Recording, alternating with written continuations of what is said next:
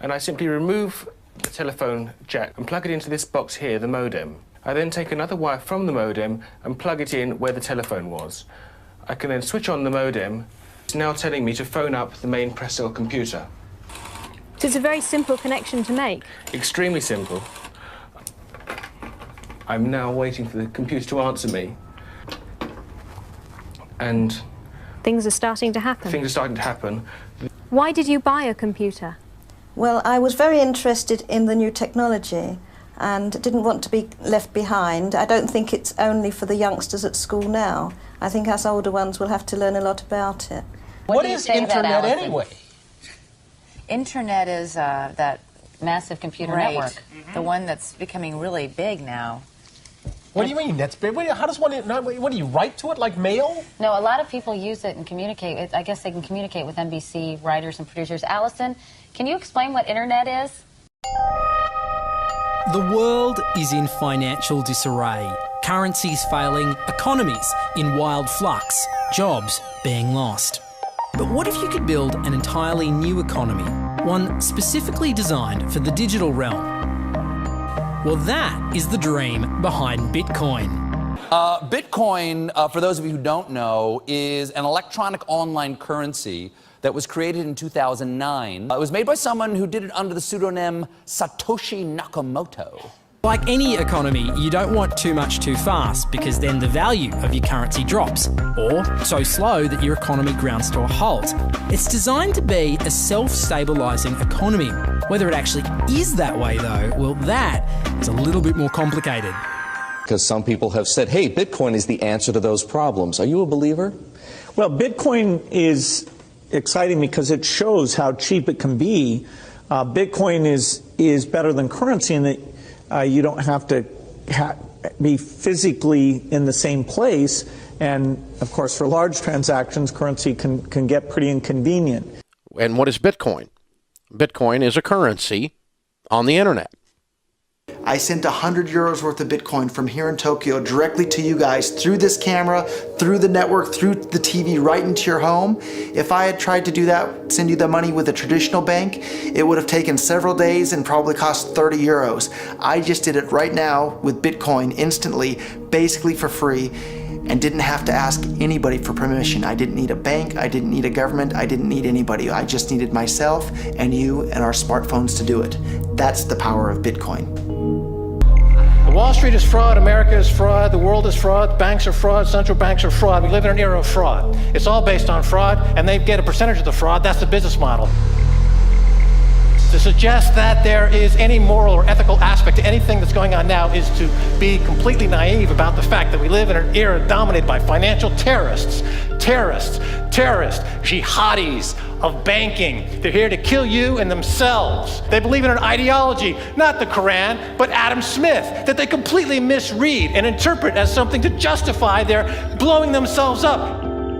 Janet Yellen's a terrorist! Mario Draghi's a terrorist! The Central Bank of Japan is a terrorist! These are the real terrorists! Funds received. This community is switching to what they think is a better monetary system. A system in which banks are no longer needed because payments could be made directly from one person to another.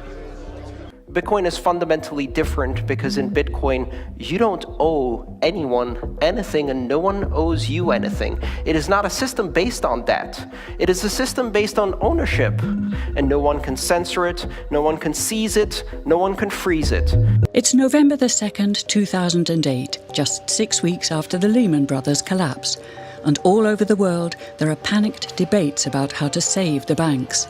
Then, on a little visited web forum for cryptographers, a document appears in which a completely new monetary system is proposed. The visionary author calls himself Satoshi Nakamoto. These were the darkest days of the financial crisis.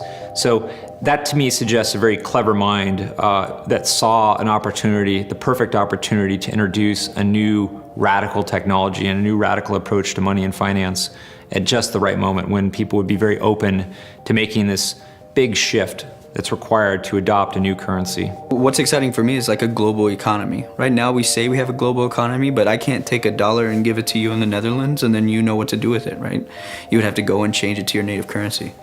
And when you kind of eliminate that step, and I can just send you one form of payment and you can send me a product in a matter of seconds, that starts to change things from a global perspective. How could this digital coin invented by this Satoshi Nakamoto become hundreds of times more valuable than the dollar? And why do enthusiasts like Roger Fear want the world to switch to bitcoins? I'm giving every single person here 1,000 yen worth of bitcoins, which is like $8 and something cents. Back in the early days, you know, I'd get phone calls from my buddies. Oh, hey man, I lost 10,000 bitcoins because my computer blew up, right? Back then, one bitcoin was less than a penny, right? So nobody cared. They lost $10. I don't care, right? And now 10,000 bitcoins, that's $5 million. That's a big deal, right?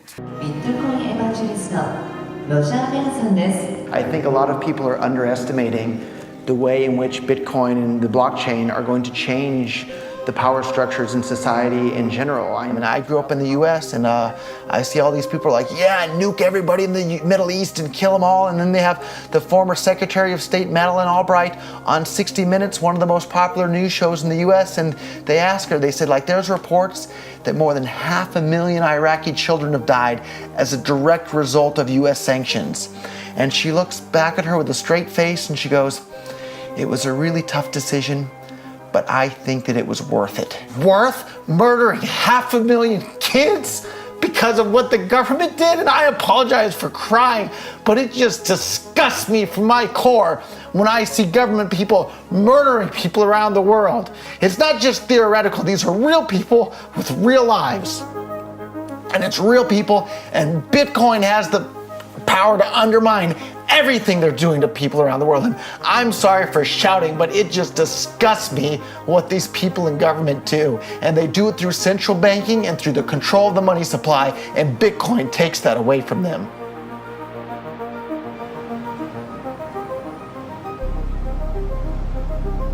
You can buy Bitcoin at the Shell station. Check it out.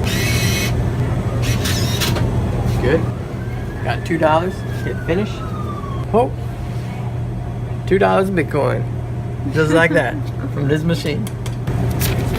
I just turned cash into digital currency.